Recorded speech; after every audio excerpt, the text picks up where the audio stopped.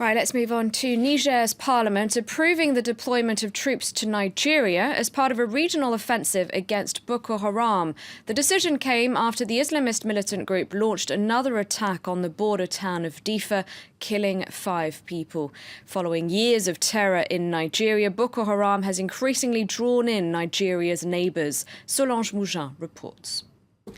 A unanimous decision to help their neighbors combat Boko Haram. Niger's parliament voted on Monday to deploy troops to fight Nigeria's Islamist group. We will wage war on Boko Haram until we remove their last stronghold. The decision comes after Boko Haram crossed the border in recent days, launching a series of attacks inside Niger, in and around the town of Difa. By sending troops, Niger becomes the 4th neighbor to join an international coalition that's fighting the extremists. Boko Haram has become a monster, and we need to organize ourselves to put an end to this threat.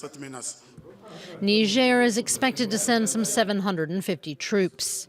They will join soldiers from Chad, Cameroon, and Benin for a total of some 8,700 soldiers to fight Boko Haram.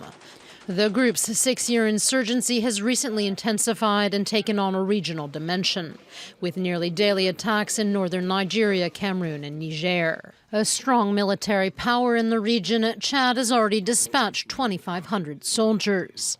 Last week, they launched a cross-border assault to recapture the Nigerian town of Gamboru.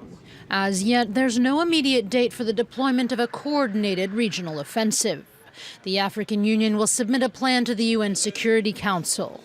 Mounting concerns over the expansion of the conflict prompted Nigeria this weekend to postpone key national elections by 6 weeks. Now, as you heard in that report, Chad has already deployed troops to fight against Boko Haram. And as this France 24 report shows, that's a commitment the country can ill afford. The Chari River that separates Chad and Cameroon. With special permission, France 24 journalists board this patrol boat when policemen spot a suspicious dugout. A natural border with Cameroon, it's an entire section of the river that has become a no-go zone since the start of the Boko Haram insurgency.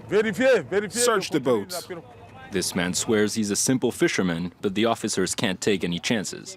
His boat is searched and he is brought in for questioning. We can't just take his word for it or make these decisions lightly. Only a proper investigation can tell us whether he works for Boko Haram or not. In the end, investigators conclude that the man was telling the truth.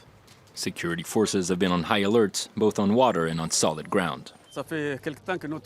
Our country has been fighting Boko Haram for a while now, so we must remain vigilant at our borders in order to prevent any infiltration. A permanent threat that has the country on edge. But Chad may be starting to pay the price for its reinforced border control. Increased security at the borders has also impacted trade with neighboring countries, a serious problem in a country like Chad that imports many of its basic goods. Already, prices have begun to spike in the markets of the capital.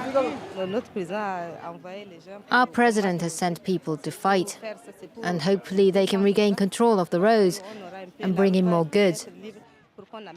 We need to satisfy the basic needs of families here. A protracted war against Boko Haram that could have disastrous repercussions on Chad's economy.